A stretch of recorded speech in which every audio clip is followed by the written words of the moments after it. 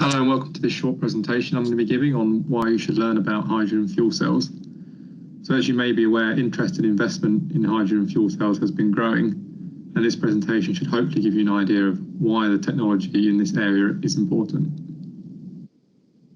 So I'll just go through the content of this presentation. I'll quickly introduce who I am and introduce HORIBA MIRA for those of you who are unfamiliar. Then I'll talk about some of the benefits that hydrogen fuel cells offer. Then I'll mention some of the key headlines from hydrogen fuel cell roadmaps from major players in the industry. Then finally, I'll give some information about the training course that we are running through the MTI on hydrogen fuel cells. So I'll introduce myself first. My name is Adam Zucconi. I'm a research scientist in the Horizon Scanning research team within HORIBA MIRA. My research interests include proton exchange membrane, or PEM, fuel cells, and life cycle analysis of electric vehicle technologies. I'm also a part-time PhD student at UCL focusing on high-temperature PEM fuel cells.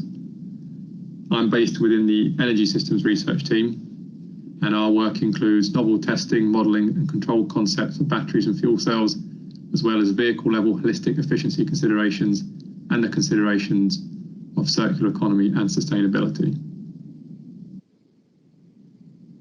Before we get to the main part of the presentation, I'll just give you a quick overview of who HORIBA MIRA are if you aren't already familiar. So HORIBA MIRA is a global provider of engineering, research and test services to the multiple industries such as automotive, defence, aerospace and rail. And it has over 70 years of experience and over 40 major test facilities, including 62 miles of proving ground. And it also has close industry and university partnerships and is home to the MIRA Technology Institute, which is a collaboration between industry and education aimed at delivering training in the latest automotive technology. And that's why at the end I will mention the training course focusing on hydrogen and fuel cells. Okay, so now I can get to the main part. I'm going to start off by talking about what hydrogen offers and why it's seen as such a potential benefit in so many industries. I should express that this isn't an exhaustive list. This is some of the main benefits that it offers, but there are others. So we'll start off with the fact that hydrogen is an abundant energy vector. So an energy vector is something that allows the transfer of energy through space and time, essentially meaning that the location and time of production isn't a limiting factor for when it can be used. So this kind of allows for preference over how it's produced. For example, you could choose to renewably produce it on the shores of the UK rather than importing it from fossil fuel production facilities. I mean, it's not always that simple, but because it's an energy vector, you can choose where your source of energy is coming from to produce that hydrogen. So another example of this is electricity. So hydrogen is also extremely abundant. However, it rarely exists purely as molecular H2. So it must be separated from various compounds. Water is the greatest source of hydrogen, but fossil fuels are also a good source of hydrogen, but they obviously have associated carbon emissions with them. Another positive is that hydrogen, obviously, as I mentioned, can be produced renewably. So electrolysis powered by wind or solar is the most common form of renewable hydrogen. This has obvious benefits regarding climate change and air pollution. However, it's worth noting that fossil fuel production methods produce the majority of hydrogen currently, but fortunately there are many large-scale renewable hydrogen projects going on around the world at the moment, and they are looking at building megawatt electrolyzers, so in the tens or hundreds of megawatts to produce renewable hydrogen. Another benefit is that it can be produced locally, or it can be distributed from a central location. So, for example, commercial vehicles or fleets that have depots will likely benefit from central production because all the vehicles are coming back to the same place, whereas you might have benefits for isolated regions such as islands or even just individual refueling stations that will be able to produce their own hydrogen. Hydrogen is also ideal for harnessing excess renewable energy that is often wasted. So it's known that the production of renewables is intermittent, and there'll be some times where you have excess renewable energy. So a prime example of this is that some of the best places to produce renewable energy is in deserts, for example, where you can harness huge amounts of solar power. So being able to produce hydrogen from excess electricity here and being able to transport it long distances is ideal because you're going to be able to maximize the amount of useful energy.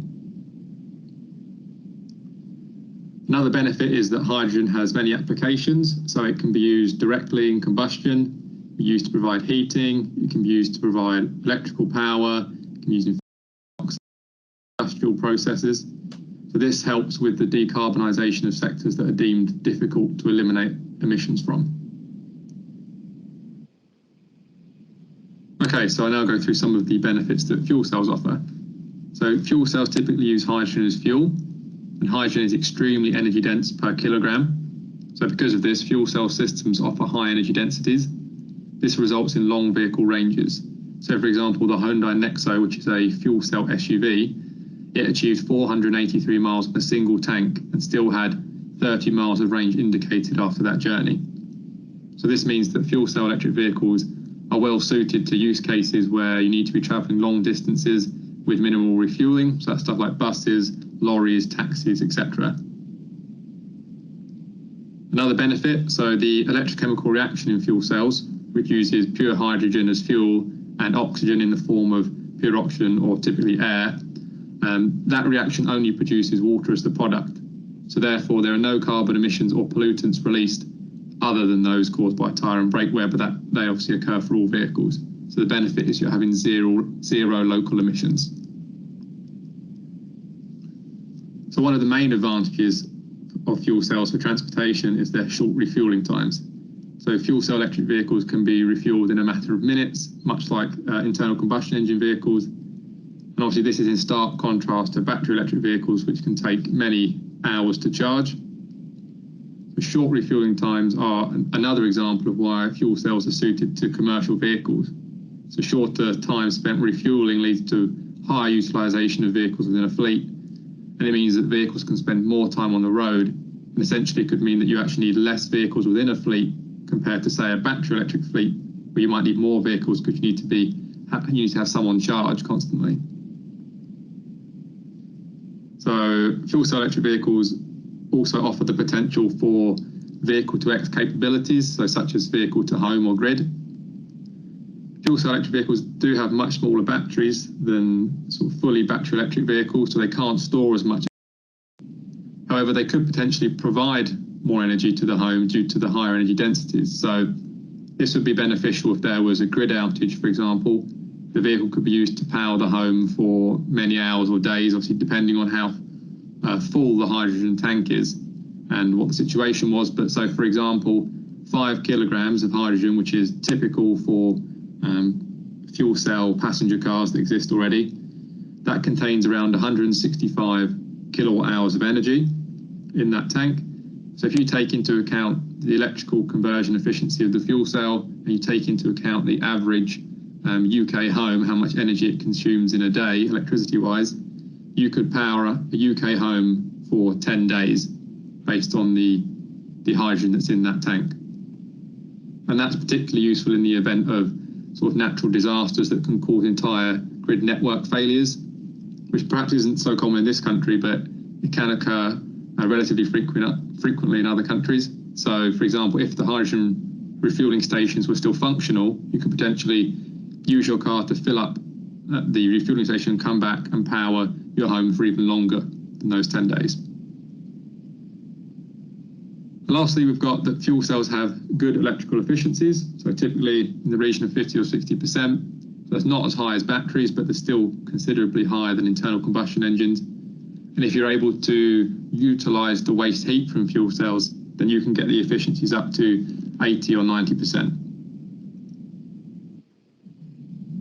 So you've heard some of the benefits that hydrogen and fuel cells offer, but that doesn't really matter unless countries or companies are going to kind of put their money where their mouth is and start taking action. So I've collated some headline figures from hydrogen fuel cell roadmaps from the largest players in the industry.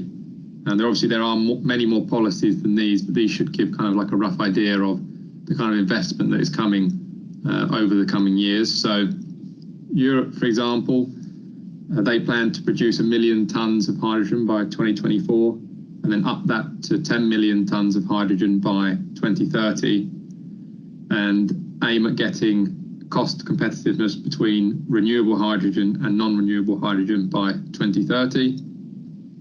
The USA, so they plan to increase their fuel cell electric vehicle sales from 2,500 now to 1.2 million by 2030, which is obviously quite ambitious. Material handling, so stuff like forklifts, that's already quite a big market for fuel cell electric vehicles. So they aim to increase the market even further by going from 25,000 sales to 300,000 by 2030. Refueling stations, obviously, this is one of the major issues against the commercialization of this technology. So they're looking at increasing the number from 20 that they have now to 1,500 by 2030, and to be achieving annual investment in the hydrogen and fuel cell industry of $8 billion per year by 2030. China, so China is the world's largest producer of hydrogen as well, so they produce 1/3 of the global total. And from 2020 onwards, they have said that pure battery electric car subsidies are going to be cut and it will be moved to fuel cell vehicles. And they're targeting 1 million fuel cell electric vehicles by 2030, and with a 2020 target of 5,000. So that's quite a large difference. A lot of money will need to be obviously spent to achieve that. And they're also looking to increase their refueling stations. So they've got from 100 in 2020 to 1,000 in 2030. So Japan, they're a world leader in this technology. So their strategy is that they're aiming at getting price parity between hydrogen and other transportation fuels, so petrol, for example, by 2030. And the way they're looking at doing it is by achieving that price parity on non-renewable hydrogen first of all, to kind of get the technology commercialized, and then they're going to target the kind of zero carbon hydrogen after they've achieved that cost competitiveness. And they're expected to have a hydrogen market growth 56-fold by 2030, and they're looking at having over 1,000 refueling stations by 2030 as well.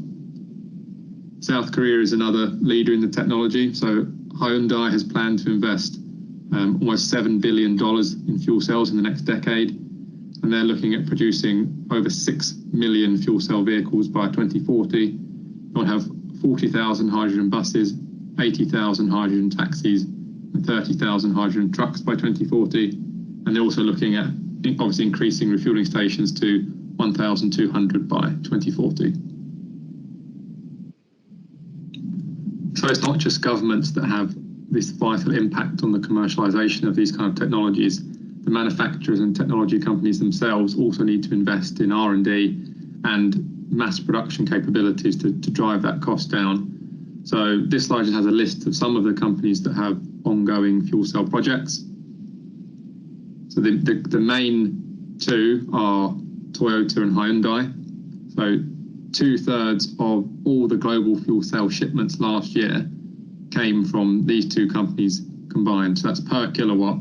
2/3 of all fuel cell shipments globally came from these two companies. So they are at the forefront of the technology, but there are lots of others that are getting involved. Daimler and Volvo, for example, have joined together to develop fuel cell trucks. And there are other companies as well that are getting into it, just starting out, or have already got ongoing projects. This brings me to the end of the presentation. Obviously, the topics of hydrogen and fuel cells are vast, with so many different applications and technologies, but I hope this kind of quick presentation has given you an idea of why interest and investment in hydrogen and fuel cells is continuing to grow rapidly. And if you would be interested to learn more, we are running a training course through the MIRA Technology Institute that covers topics such as an introduction to hydrogen production, storage, transportation, and carbon capture storage. Fuel cell basics, so that's the different technologies, the components and the characteristics. The performance characteristics of fuel cells, such as the loss mechanisms and degradation. Comparison of fuel cell technology to internal combustion engines and battery technology.